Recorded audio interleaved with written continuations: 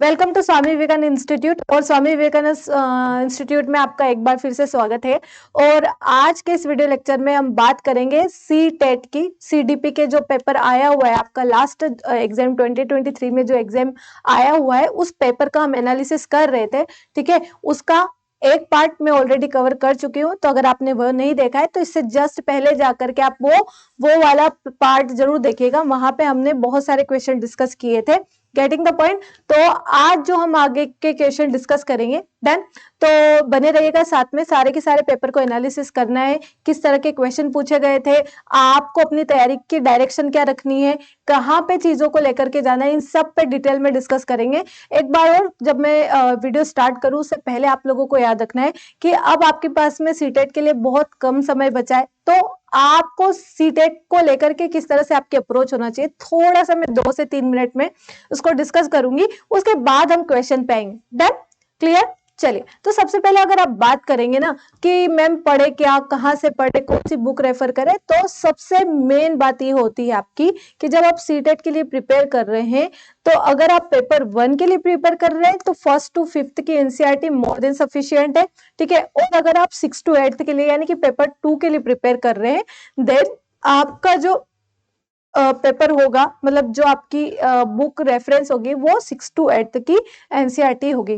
Getting the point. यहाँ पे आप लोगों को एक बात याद रखना है कि आपके पेपर 1 और पेपर 2 में सीडीपी एक बहुत बड़ा रोल प्ले करता है, क्योंकि सीडीपी के कॉन्सेप्ट आपके बाकी के सब्जेक्ट की पेडागोजी के फॉर्म में भी पूछे जाते हैं। इसलिए अगर जिन लोगों को भी अपने सीटेट में अच्छा स्कोर करना है उन लोगों के लिए मस्ट है कि वो सीडीपी पे प्रॉपर ध्यान दें। अगर आप सीडीपी पे प्रॉपर ध्यान देंगे, सीडीपी के जो कॉन्सेप्ट है जो कि बहुत इजी होता है, मैंने एक पूरी की पूरी प्लेलिस्ट बना रखी है, आप चाहे तो उस प्लेलिस्ट को रेफर कर सकते हैं, वहां से आपको बहुत ज्यादा हेल्प हो जाएगी। Getting the point. उसमें और इसके अलावा भी आने वाले टाइम में मैं आपको हर एक टॉपिक विद पीवाईक्यूज और इम्पोर्टेंट एमसीक्यूज ला करके दूंगी यहीं पे। तो अभी कुछ टाइम तक तो हमको पेपर का एनालिसिस करना है, उसके बाद में अगर हम थोड़े टाइम बाद बात करेंगे तो आप लोगों को ध्यान रखना है कि चीजें किस तरह से ऑनगोइंग होगी। ठीक है, क्लियर। चलिए, अब हम आगे की साइड बात करेंगे बच्चों। तो सीडीपी पे ध्यान देना है और पेडागोजी पे ध्यान देना है। सीडीपी और पेडागोजी मिला करके आपके टोटल कितने क्वेश्चन आते हैं देखिए। अगर हम बात करें ना सीडीपी और इसकी, देखिए बच्चों, अगर हम सिर्फ सीडीपी की बात करें, ठीक है, तो सीडीपी प्लस पेडागोजी ये आपके सीटेट के एग्जाम में एक बहुत बड़ा रोल प्ले करेंगे। कैसे करेंगे बच्चों, ध्यान से सुनिएगा। अगर आप पेपर 1 के लिए दे रहे हैं तो पेपर 1 में आपको कितने सब्जेक्ट्स होंगे, कितने होंगे, सबसे पहले तो आपका सीडीपी, ठीक है, 30 नंबर का, ठीक है, आपकी इंग्लिश, ठीक है, आपकी हिंदी, ठीक है, आपका मैथ और ईवीएस, ठीक है, ये सब भी आपको 30 मार्क्स के आएंगे। ये भी 30 मार्क्स का, ये भी 30 मार्क्स का, ये भी 30 मार्क्स का और ये भी 30 मार्क्स का, तो टोटल 150 मार्क्स। और इन सब में हाफ मार्क्स किसके होते हैं, पेडागोजी के। ठीक है, और वो पेडागोजी आपकी कहाँ से कवर अप होगी बच्चों, यहाँ से। ठीक है, तो जिसका सीडीपी स्ट्रॉन्ग है उसका डेफिनेटली सीटेट एग्जाम क्लियर होगा, याद रखिएगा। अभी इसके बारे में मैं और डिटेल में डिस्कस जरूर करूंगी आपसे, लेकिन अभी के लिए आपको यही बात याद रखनी है कि चीजें किस तरह से आगे बढ़ रही है। गेटिंग द पॉइंट, बात समझ आई। इसलिए हम लोगों को क्या करना है, अपनी सीडीपी पे कमांड करनी है। और आप सीडीपी पे कमांड कैसे करेंगे, 2 तरीके से, एक तो concept clarity, number 2 PYQs, that's it, more than sufficient है। अगर आपने ये कर लिया तो आपका काम हो जाएगा। मैं एक अलग से सीटेट 2023 जो कि जनवरी में होने वाला है उसकी स्ट्रेटेजी क्या होना चाहिए, उसके लिए मैं एक अलग से वीडियो लेक्चर आपके लिए जरूर लेकर के आऊंगी आज या कल में। ठीक है, तो आपको वहां से बहुत हेल्प हो जाएगी, प्लीज आप उसको देख लीजिएगा, उससे आपको बहुत हेल्प होगी। डन, चलिए आज के वीडियो की शुरुआत करते हैं हम लोग। देखिए, आप देखिएगा आपकी स्क्रीन पे क्वेश्चन नंबर 11 है, ठीक है, ये देखिए, अगर आप लोगों को दिख रहा होगा तो क्वेश्चन नंबर 11 में, ये शायद मैंने कल डिस्कस कर दिया था लेकिन एक बार और डिस्कस करेंगे। One of the main characteristics of pre operational thought according to Jean पियाजे, ठीक है, याद रखिएगा प्री ऑपरेशनल की बात कर रहा है बच्चों। प्री ऑपरेशनल स्टेज की बात कर रहे हैं, ठीक है। तो प्री ऑपरेशनल स्टेज की बात होगी तो which refers to the tendency to focus on aspects of a situation and neglect others. मतलब कि जीन पियाजे के अनुसार पूर्व संक्रियात्मक चिंतन की मुख्य विशेषताओं में से एक है जो स्थिति के एक पहलू पर ध्यान केंद्रित करने और दूसरे को उपेक्षा करने की प्रवृत्ति से संबंधित करता है। तो आप लोगों ने अगर जीन पियाजे की थ्योरी पढ़ी होगी तो प्री ऑपरेशनल स्टेज में बहुत सारे क्वालिटीज होती है, उन क्वालिटीज के बेसिस पे बेसिकली ये बात कर रहा है। बताइए इन चार ऑप्शन में से आपका ऑप्शन क्या होगा? कॉजेशन, सेंट्रेशन या ट्रांसडक्शन? बताइए क्या होगा इसका आंसर? तो बेसिकली आपका इसका आंसर होगा सेंट्रेशन, यानी कि केंद्रीयन। सेंट्रेशन क्या होता है? सेंट्रेशन आपका प्री ऑपरेशनल स्टेज, यानी कि जो आपको पियाजे ने 4 स्टेजेस दी है कॉग्निटिव डेवलपमेंट की, उसमें ये सेकंड स्टेज आती है। इसमें बच्चे की उम्र 2 से 6 साल की होती है, ठीक है।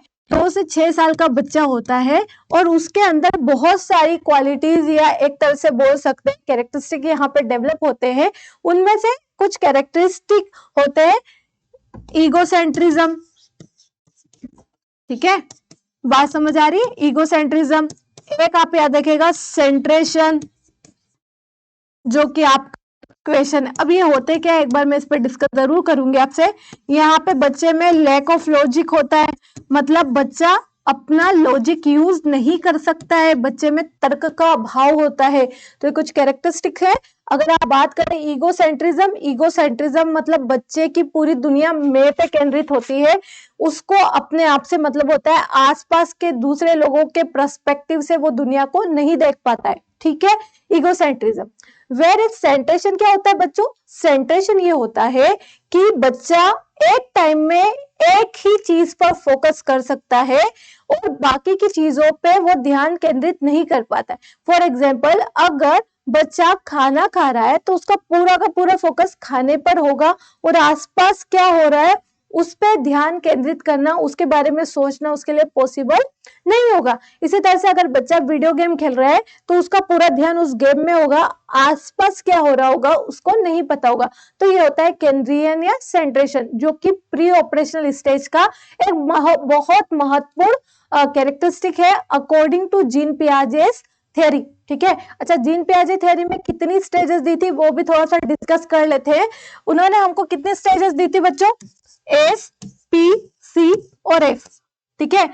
पहली हो गई आपकी सेंसरी मोटर, दूसरी हो गई प्री ऑपरेशनल, तीसरी हो गई आपकी कॉन्क्रीट ऑपरेशनल और लास्ट हो गई फॉर्मल ऑपरेशनल, ठीक है। सेंसरी मोटर में उम्र बच्चे की क्या होती है? 0 से 2 साल, ठीक है। ये 2 से 6 या 7 साल, बहुत सारे 6 भी लिखते हैं 7 भी लिखते हैं, ठीक है। अगली है आपकी 7 से 11 साल और 11 से अब वो आपकी कौन सी स्टेज है? फॉर्मल ऑपरेशनल की, ठीक है। इसके बारे में जीन पियाजे को लेकर के मैंने एक पूरा वीडियो लेक्चर बनाया हो, आप चाहे तो उसको रेफर कर सकते हैं। ओके, चलिए बात करते हैं आगे की तरफ। जब हम आगे की तरफ बात करेंगे, होपफुली यहाँ तक आप लोगों को समझ आया होगा, ठीक है। चलिए अगले की तरफ बात करेंगे, हम अगले क्वेश्चन पे चलेंगे। ये है आपका नेक्स्ट क्वेश्चन। चलिए क्वेश्चन नंबर 12 देखेंगे बच्चों, ठीक है। होपफुली आप लोगों को अच्छे से दिख रहा होगा, ठीक है। चलिए तो क्वेश्चन नंबर 12 आपकी स्क्रीन पे है। इन अर्ली चाइल्डहुड, कौन से चाइल्डहुड की बात कर रहा हूं? अर्ली चाइल्डहुड, ठीक है, यानी कि पूर्व बाल्यावस्था की बात हो रही, ठीक है। पूर्व बाल्यावस्था या प्रारंभिक बाल्यावस्था में जो ग्रोथ होती है, ग्रोथ एंड थिंकिंग इज फिर ब्लैंक दे रखा है।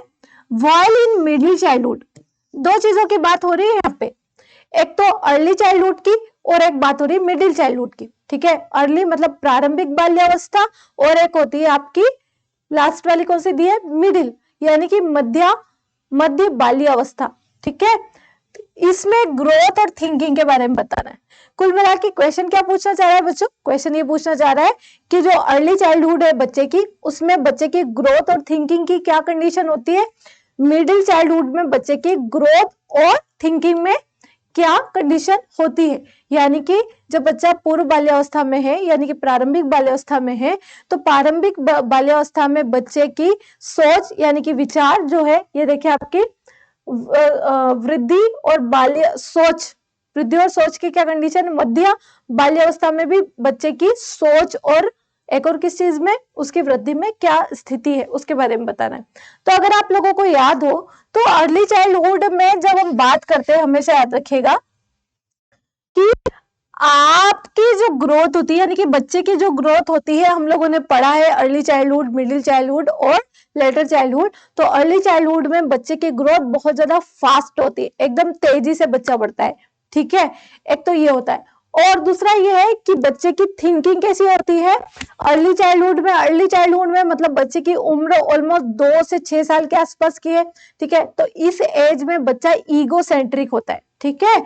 तो ईगो सेंट्रिक होगा, मतलब अर्ली चाइल्डहुड में बच्चा फास्ट ग्रो कैसे करेगा, फास्ट करेगा, या फिर दूसरा थिंकिंग कैसे करेगा, ईगो सेंट्रिज्म, मतलब सिर्फ मैं के बारे में सोचता है, आसपास वाले लोग या दूसरों लोगों के पर्सपेक्टिव से वो दुनिया को नहीं देख पाता। तो इस हिसाब से इसका आंसर क्या होगा बच्चों, आप लोगों को बताना है कि अर्ली चाइल्डहुड में क्या होता है, ठीक है। उसके बाद जब मिडिल चाइल्डहुड में बच्चा आता है, तो याद रखिएगा कि जब मिडिल चाइल्डहुड में बच्चा आएगा, मतलब ऑलमोस्ट 7 क्रॉस कर जाएगा, ठीक है, तो बच्चे की जो ग्रोथ है वो थोड़ी सी स्लो हो जाती है, आपको पता है, क्योंकि उसके मसल्स और अंदर से ग्रोथ हो रही होती है, तो बाहर की जो ग्रोथ है वो थोड़ी सी स्लो हो जाती है, क्लियर।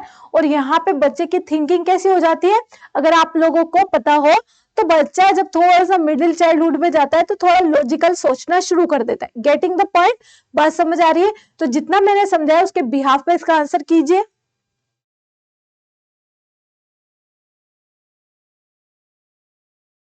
चलिए, होपफुली आप लोगों को समझ आ रहा होगा। देखते हैं क्या हो रहा है बच्चों। देखें, इन अर्ली चाइल्डहुड ग्रोथ जो है, मैंने क्या बताया, स्लो नहीं होती है।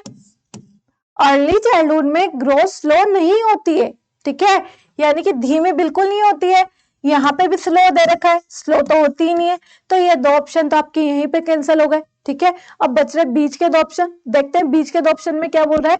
In early childhood growth is steady, और यहाँ पे भी स्टीडी, मतलब कि ये बोल रहा है स्थिर है, स्थिर है। देखो, आइडियली तो ये होता है कि अर्ली चाइल्डहुड में ग्रोथ क्या होती है, एकदम फास्ट लेवल पे बढ़ती है। लेकिन अगर आपको क्वेश्चन में फास्ट वर्ड न दिया जाए और जैसे यहाँ पे दरकार स्टडी, तो आपको भी उसको स्टडी लेकर के चलते हुए आंसर करना है। डन। तो सबसे पहले तो या तो फास्ट होगी या फिर सेकंड ऑप्शन पे कि ठीक है बहुत तेज नहीं बढ़ रही है तो भी स्थिर रहती है, एकदम घटती तो नहीं है, कम तो नहीं होती। गेटिंग द पॉइंट, या धीमी तो नहीं होती। चलिए बात करते हैं आगे की साइड। होपफुली यहाँ तक समझ आ रहा होगा। एक बार और देखेंगे हम लोग कि ये बोल रहा है अर्ली चाइल्डहुड में ग्रोथ कैसी होती है, स्टेडी होती है, ठीक है। तो हम मान लेते हैं हमारा आंसर या तो दूसरा होगा या तीसरा होगा, लेकिन किस तरह से अलग करेंगे वो देखिएगा।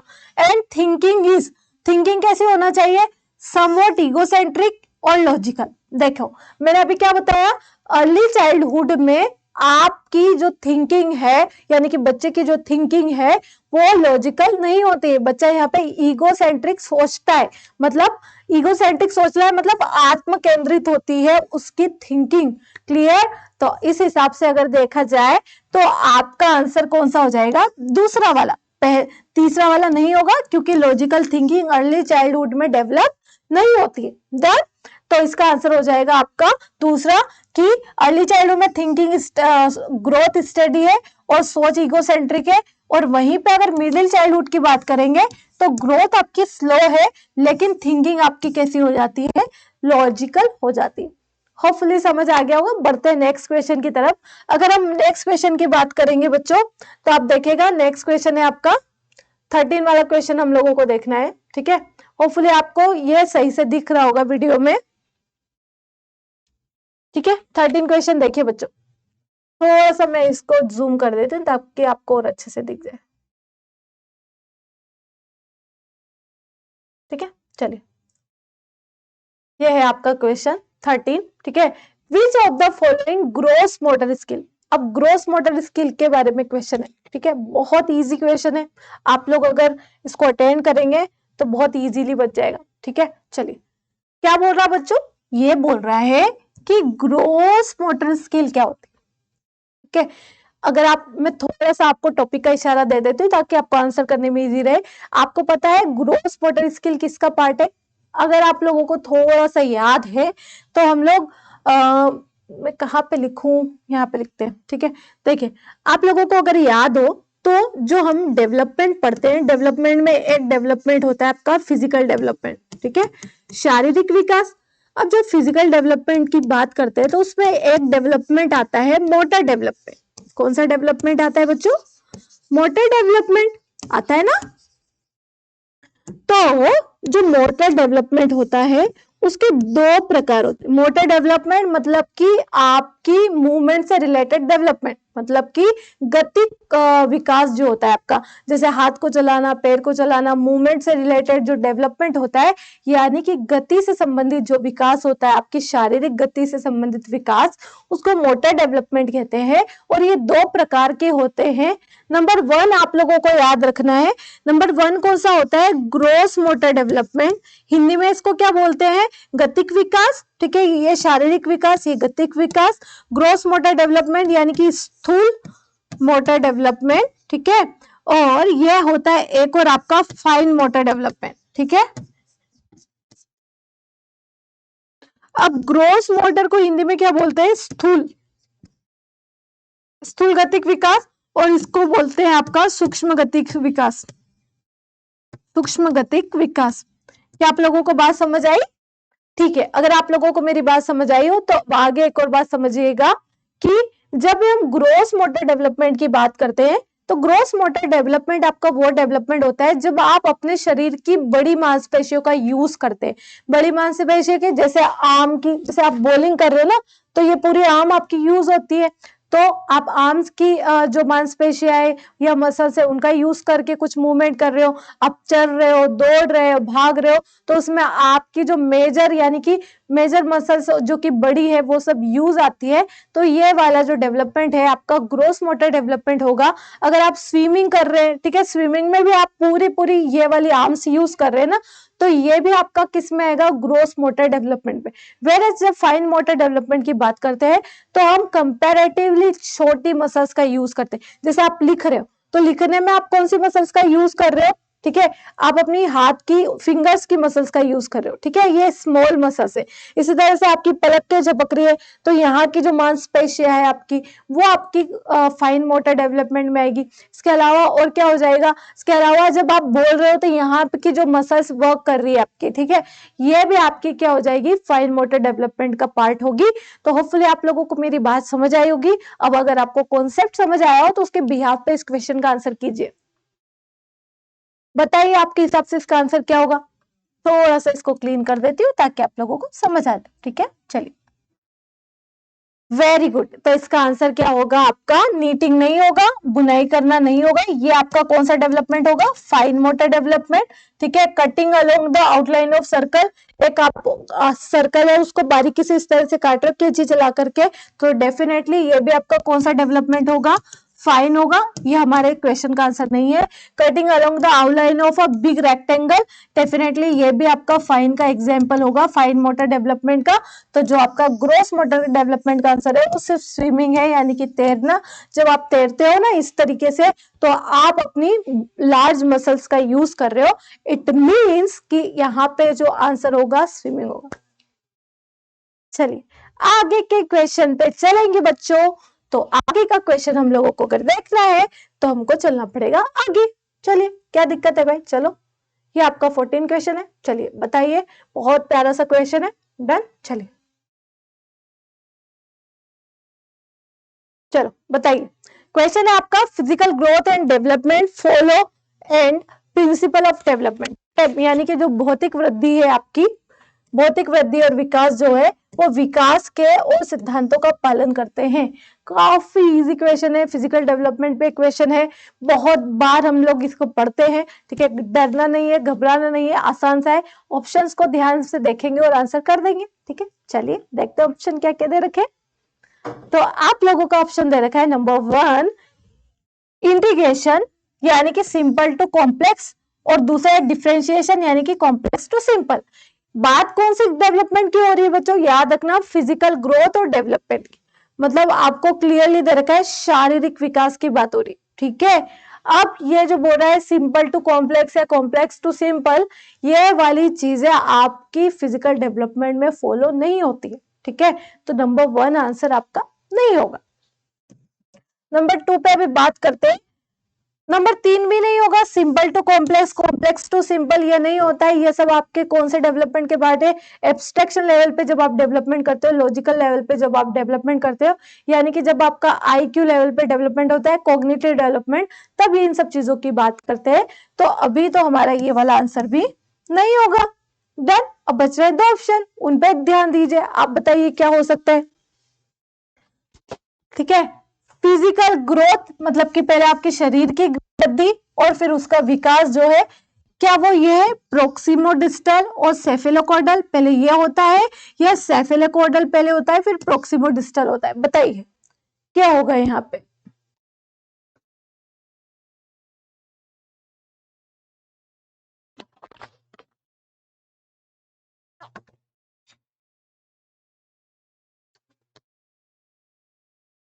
चलिए मैं बताती हूँ आपको। याद रखिएगा जब भी फिजिकल डेवलपमेंट की बात होगी, ठीक है, तो यहाँ पे मैं आप लोग ध्यान रखिएगा, फिजिकल डेवलपमेंट और ग्रोथ की बात होगी बच्चों, जब फिजिकल डेवलपमेंट की बात होगी ना, याद रखिएगा इसके 2 स्टेजेस होते हैं। नंबर 1 होता है आपका सेफेलोकॉर्डल, ठीक है, यानी कि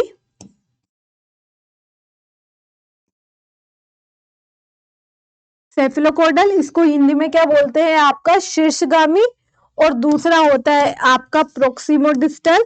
प्रोक्सिमोडिस्टल को हिंदी में क्या बोलते हैं जरा बताइएगा तो। बेसिकली प्रोक्सिमोडिस्टल को आपका बोलते हैं आंतरिक से बाहर की तरफ, यानी कि समीपस्थ, ठीक है। तो जब बच्चा छोटा होता है, उसका फिजिकल डेवलपमेंट हो रहा होता है, तो पहले शीर से, सर से कहाँ तक जाता है, यानी कि हेड टू टॉय डेवलपमेंट हो रहा होता है। मेन इम्फेसिस जो होता है उसका हेड टू टॉय पे होता है। मतलब क्या होगा, ध्यान से सुनिएगा, मतलब ये होगा कि शीर्ष से कहाँ तक, पैर तक उसका विकास होगा। Getting the point. सिर से पैर किस तरह से, पहले बच्चा सर संभालना सीखता है। अगर आप छोटे बच्चे को देखते हैं तो बच्चे का कंट्रोल पहले सर पे आता है, फिर धीरे धीरे इसी तरीके से इसी क्रम में नीचे की साइड पैर के अंगूठे तक, यानी कि हेड टू टॉय बच्चे का डेवलपमेंट होता है। उसके बाद जो होता है बच्चे का प्रोक्सिमो डेवलपमेंट होता है, मतलब कि सेंटर से पीछे की तरफ बच्चे का विकास होता है। लाइक उसका शोल्डर पे कंट्रोल आता है, फिर हेड पे कंट्रोल आता है, फिर यहाँ पे मूवमेंट पे आता है, फिर फिंगर पे बच्चे का कंट्रोल आता है। आपको पता हो तो बच्चा बाद में फिर पेन पकड़ के लिखना सीखता है, न कि स्टार्टिंग में पेन पकड़ के लिखना सीख जाता है। गेटिंग द पॉइंट, बात समझ आ रही है? तो ये सारी चीजें आप लोगों को याद रखना है। ये 2-3 चीजें जो आपको याद रखना है इस क्वेश्चन के लिए। तो इसका आंसर होगा आपका नंबर 2 सेफेलोकॉर्डल, यानी कि top down to proximodistal, inner to outer. Top down मतलब ऊपर से नीचे की साइड, इनर टू आउटर मतलब यहाँ से बाहर की तरफ। डन। होपफुली समझ आ गया होगा। चलते हैं नेक्स्ट क्वेश्चन की तरफ। क्लियर? चलिए, जो आपका अगला क्वेश्चन है 14 क्वेश्चन, उस पर बात करते हैं हम लोग। चलिए, तो ये आप 15 क्वेश्चन है, इस पे बात करेंगे। गार्डनर की थ्योरी से एक क्वेश्चन है, बहुत इंपॉर्टेंट क्वेश्चन है। हॉट गार्डनर की थ्योरी से आपको डेफिनेटली बहुत सारे क्वेश्चन वापस एग्जाम में देखने को मिलेंगे। चलिए क्वेश्चन पढ़ते हैं। According to Howard Gardner, a philosopher, एक तो फिलोसोफर के बारे में पूछा आपसे, ठीक है, कि फिलोसोफर के पास कौन सी टाइप की इंटेलिजेंस है, और एक स्कल्पचर के बारे में पूछा है कि इनके पास में कौन से प्रकार की इंटेलिजेंस है, ठीक है। आपको ऑप्शन है, यानी कि हिंदी में भी अगर हम बात करें तो एक दर्शन शास्त्री के की बुद्धि के बारे में पूछा गया है, और एक मूर्तिकार की बुद्धि के बारे में आपसे पूछा गया है। तो बताइए आपके ऑप्शन में से इसका आंसर क्या होगा, ठीक है। चलिए, पहला है, क्या फिलोसोफर के पास लिंग्विस्टिक इंटेलिजेंस होती है और स्कल्पचर के पास इंटरपर्सनल इंटेलिजेंस होगी, या फिर स्पेशल या इंट्रापर्सनल, या फिर इंट्रापर्सनल स्पेशल, या फिर इंटरपर्सनल लिंग्विस्टिक, ठीक है। बताइए क्या होगा। हिंदी वाले भी इसका ऑप्शन देखेंगे और आंसर करेंगे। बताइए।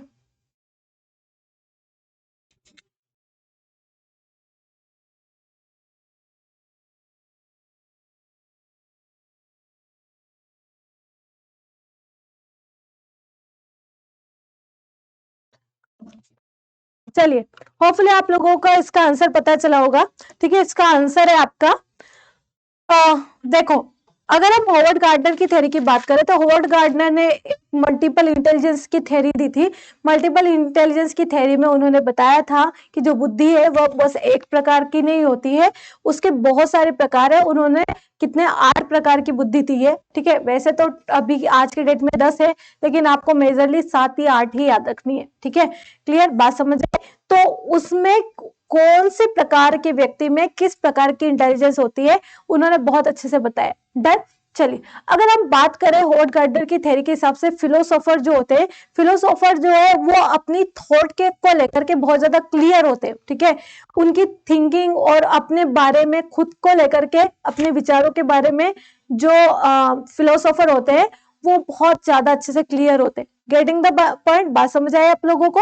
इसलिए आप लोगों को याद रखना है कि जो फिलोसोफर है उनमें कौन सी इंटेलिजेंस होती है आपकी? पर्सनल, यानी कि अंतर व्यक्ति इंटेलिजेंस होती है।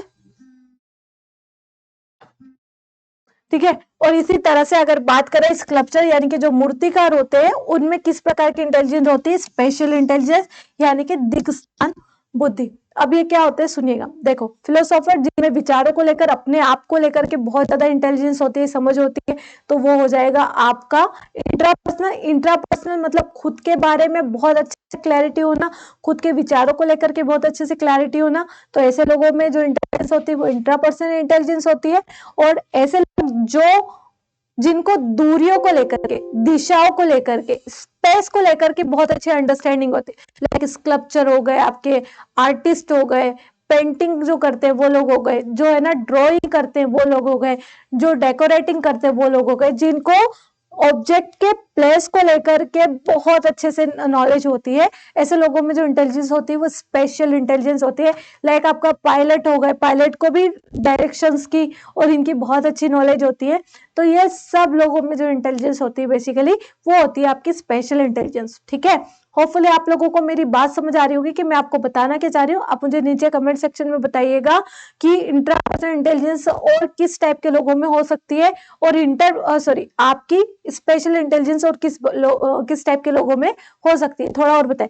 यहाँ पे एक एग्जाम्पल तो दिया है स्कल्पचर, इसके अलावा आप बताइएगा कि स्पेशल इंटेलिजेंस और किस में होती है। देन मैंने आपको जब आंसर समझाया है तो उसमें एक इशारा ऑलरेडी कर दिया, देखते हैं आप कितने इंटेलिजेंट हो। और ये भी बताइएगा कि आप में किस टाइप की इंटेलिजेंस है। और एक और आप बात बता देती हूँ कि मैंने होवर्ड गार्डनर की थ्योरी पे एक पूरा लेक्चर ले रखा है, आप चाहे तो वीडियो की प्लेलिस्ट में जाकर के उस वीडियो को देख सकते हैं। चलिए, तो आपका आंसर कौन सा है यहाँ पे? इंट्रापर्सनल और स्पेशल। ठीक है, let's go ahead and move on करते हैं आगे की तरफ। चलिए, अगले क्वेश्चन पे चलेंगे। 16 क्वेश्चन।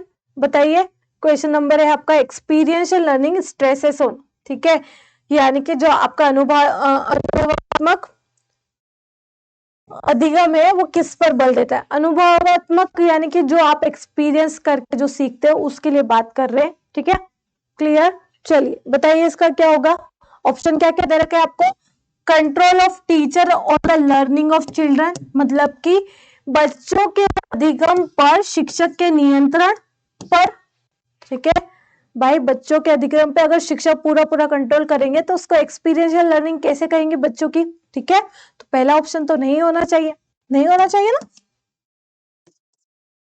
दूसरा बताइए। दूसरा है द रोल ऑफ रिइंफोर्समेंट, यानी कि सीखने में पुनर्बलन की भूमिका। याद रखिए, एक्सपीरियंस की बात होगी तो यहाँ पे किसी भी प्रकार के रिवॉर्ड की, प्राइज की, रिइंफोर्समेंट की बात हम नहीं करेंगे। ठीक है, क्योंकि हम किसकी बात कर रहे हैं? एक्सपीरियंशियल लर्निंग की, मतलब आप खुद कुछ करके सीख रहे हो।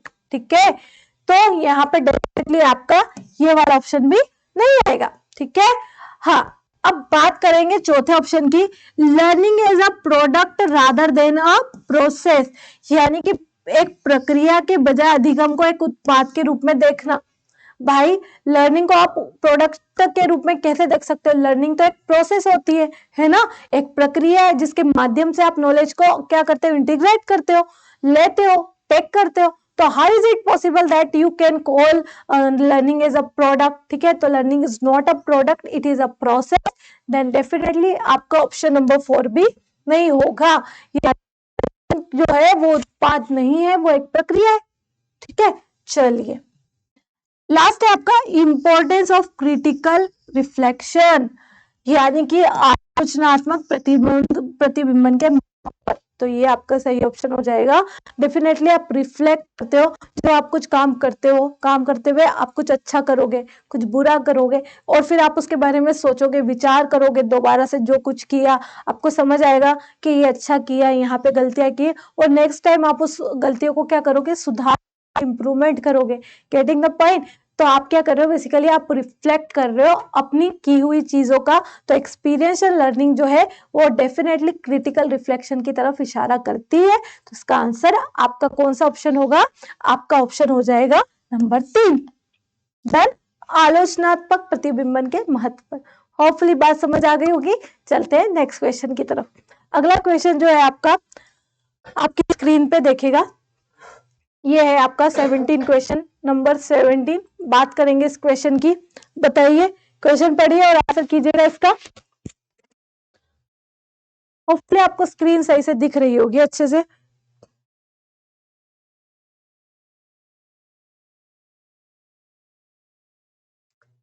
क्वेश्चन है, which of the following is an effective method to enhance problem solving skill in children, यानी कि बच्चों में समस्या समाधान कौशल को बढ़ाने के लिए निम्नलिखित में से कौन सा प्रभावी तरीका है?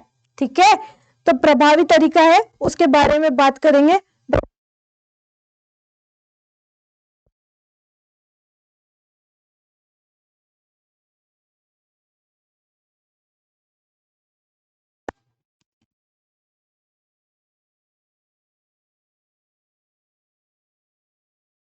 देखिए आंसर इसका बनेगा पहला ऑप्शन। क्या, अच्छा प्रश्न क्या पूछ रहा है वो बताइएगा। प्रश्न पूछ रहा है कि विच of the following N effective method बतानी है हम लोगों को। क्या बतानी है बेसिकली यहाँ पे आपको? Effective method.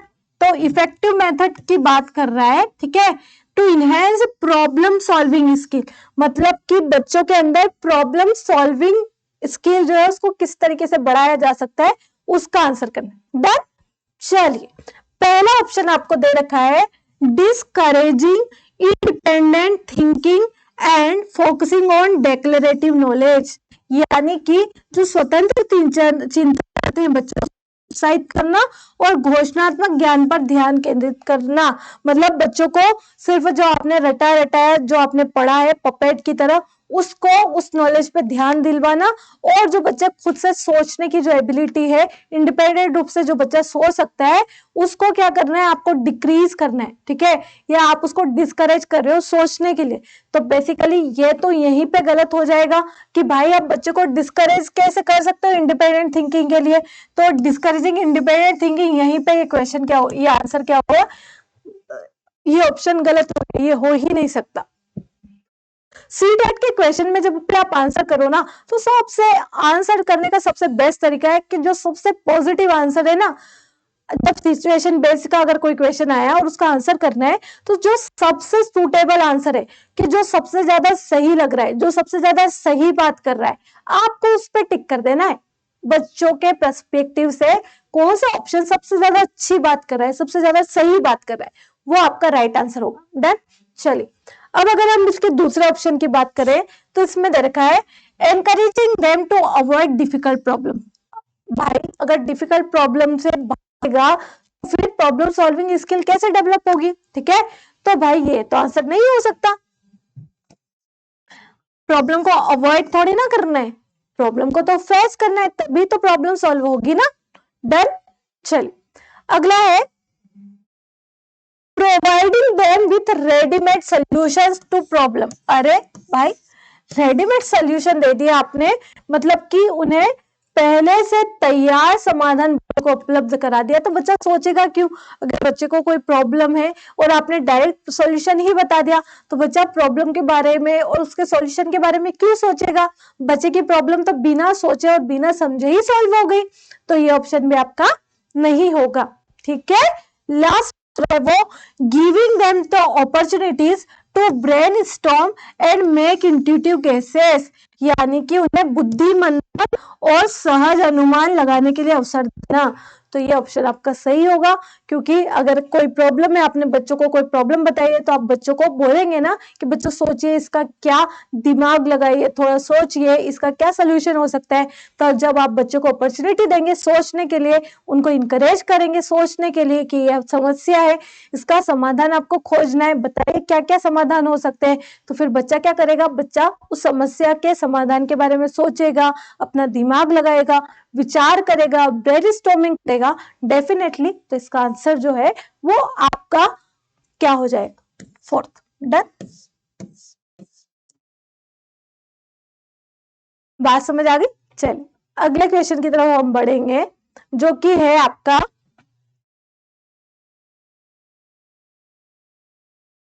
चलिए 18 क्वेश्चन पे आइए। 18 क्वेश्चन क्या है बच्चों आप लोगों का, देखिए जब हम 18 क्वेश्चन की बात करेंगे तो असर्शन रीजन का है। असर्शन रीजन के क्वेश्चन को करने का सबसे बेस्ट तरीका है कि पहले आप ये देखिए कि असर्शन में बोल क्या रहा है, मतलब दोनों स्टेटमेंट को आपको अच्छे से पढ़ना है और पहले ये चेक करना है कि क्या दोनों स्टेटमेंट सही बात कर रहे हैं या गलत बात कर रहे हैं। ठीक है, पहले तो देखना है कि सही बात कर रहे हैं नहीं कर रहे। ठीक है, अगर आपको पढ़ने के बाद लगता है कि असर्शन भी सही है और रीजन भी सही है, तब आगे जाकर के हम देखेंगे कि जो रीजन है वो असर्शन की व्याख्या करता है या नहीं करता है, यानी कि जो आपका अभिकथन है उसका कारण व्याख्या कर रहा है या नहीं कर रहा है, वो बात की बात है। पहले हम देखेंगे कि सही है नहीं। चलिए पढ़ते हैं। तो आपका जो असर्शन है बेसिकली वो बोल रहा है, teachers should create a meaningful environment which seeks active participation and engagement of all children, यानी कि शिक्षकों को सार्थक वातावरण बनाना चाहिए जिसमें बच्चों की सक्रिय भागीदारी और संलग्नता हो। तो डेफिनेटली ये बात तो सही है कि टीचर को ऐसा माहौल बनाना चाहिए जहां पे सभी बच्चे पार्टिसिपेट कर सके। डन, चलिए तो आपका ये वाला स्टेटमेंट तो सही है। ठीक है, नंबर 2 देखेंगे, रीजन क्या बोल रहा है, all children are instinctively motivated to learn and are capable of learning, यानी कि सभी बच्चे आंतरिक रूप से सीखने के लिए प्रेरित होते हैं और सीखने में सक्षम होते हैं। तो बेसिकली ये वाला आपका जो बात है वो भी सही है। वास्तव में बच्चे, पता था ना, चॉम्स्की ने बताया था ना कि सब लोग इंस्टिंक्टिवली मोटिवेटेड होता है, आंतरिक रूप से मोटिवेटेड होता है बच्चा, वो सक्षम होता है कुछ भी सीखने के लिए, स्पेशल लैंग्वेज सीखने के लिए। Getting the point. तो इस हिसाब से क्या होगा बच्चों, इसका जो दूसरा कथन जो है, यानी कि इसका जो कारण है वो भी सही है। अब देखना है कि क्या जो कथन की व्याख्या कारण सही से कर रहा है या नहीं कर रहा है, इसके बारे में बात करें। ठीक है, तो देखिए आप लोग बिकॉज लगाइए बीच में,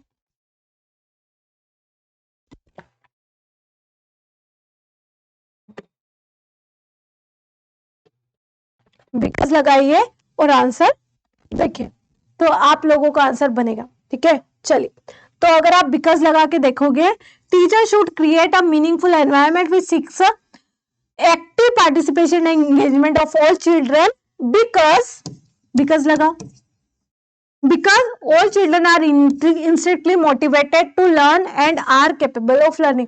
बताइए सेंस बना रहा है नहीं बना रहा है, क्योंकि शिक्षकों को सार्थक वातावरण बनाना चाहिए जिसमें बच्चों की सक्रिय भागीदारी और संलग्नता हो, क्योंकि सभी बच्चे आंतरिक रूप से सीखने के लिए प्रेरित होते हैं और सीखने में सक्षम होता है। ठीक है, तो क्या क्योंकि की वजह से नीचे वाले आंसर, नीचे वाले कथन का सेंस बन रहा है? अगर हाँ, तो इसका आंसर क्या होगा आपका, बताइए। इसका आंसर होगा both and R true and R is the correct explanation of A.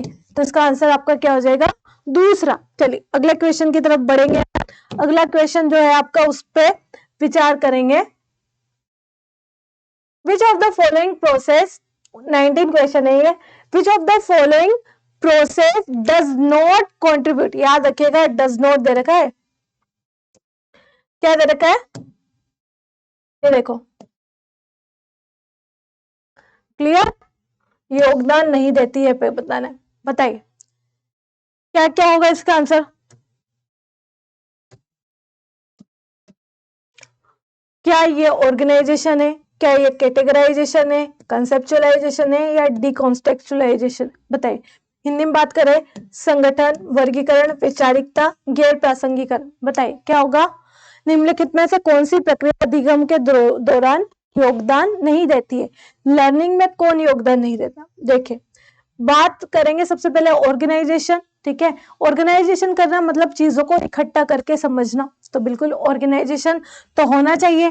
Categorisation मतलब अगर आप चीजों को अलग अलग भागों में बांट करके अलग अलग कैटेगरी में डिवाइड करके सीखोगे, जैसे आपने क्या करा कि है ना, ले सपोज आप पढ़ रहे हैं, सीटेट के लिए पढ़ रहे हैं, तो आपने क्या करा, सब्जेक्ट को कैटेगराइज कर दिया कि सीडीपी अलग पढ़ेंगे आप, हिंदी अलग पढ़ेंगे, इंग्लिश पर अलग पढ़ेंगे, ईवीएस अलग पढ़ेंगे, संस्कृत अलग पढ़ेंगे। तो इस तरह से आपने सारे सब्जेक्ट को क्या कर दिया, कैटेगराइज कर दिया। तो ये लर्निंग में आपकी इंपॉर्टेंट रोल प्ले करेंगे ना, सारे एक साथ तो नहीं पढ़ सकते, डन, सारा एक तो नहीं सीख सकते ना, तो कैटेगराइजेशन भी वैल्यू रखेगा। कंसेप्ट बनाना तो जरूरी है लर्निंग के लिए, क्या अवधारणा ही नहीं बनेगी तो सीखेंगे कैसे। लेकिन डीकॉन्टेक्चुअलाइजेशन जो है वो आपका नहीं चाहिए, मतलब आपका ऑप्शन तो यही सही होगा। ठीक है, आंसर तो ये है आपका। ठीक है, लेकिन डीकॉन्स्टिट्यूशन किस में मदद नहीं करता है, लर्निंग में। मतलब जब भी हम कुछ सीखते हैं तो उसके पीछे कुछ ना कुछ कॉन्टेक्स्ट होता है, कुछ ना कुछ प्रसंग में हम सीखते हैं। ठीक है, कॉन्टेक्स्ट के बिहाफ पे अगर बच्चों को सिखाया जाता है तो बहुत जल्दी सीख जाता है। ठीक है, अगर आप बच्चे को सपोज कुछ हिस्ट्री का चैप्टर सिखा रहे हो तो आपको बच्चे को उस तरह का कॉन्टेक्स्ट प्रोवाइड करना पड़ेगा। लाइक आपको पहले की कहानी बतानी पड़ेगी। जैसे आप पानीपत के बारे में पढ़ा रहे हो तो आपको पहले पानीपत का 2-4 उसके कैरेक्टर, क्या हुआ था क्या नहीं होता, उससे पहले की कहानी बतानी पड़ेगी थोड़ा बच्चों को, तब जाके वो पानीपत को अच्छे से समझ पाएंगे। ठीक है, कॉन्टेक्स्ट बनाते हैं तब लर्निंग होती है। Getting the point. तो डी कॉन्टेक्चुअलाइजेशन यहाँ पे गलत हो जाएगा, यानी कि आंसर आपका क्या होगा, 4। डन, चल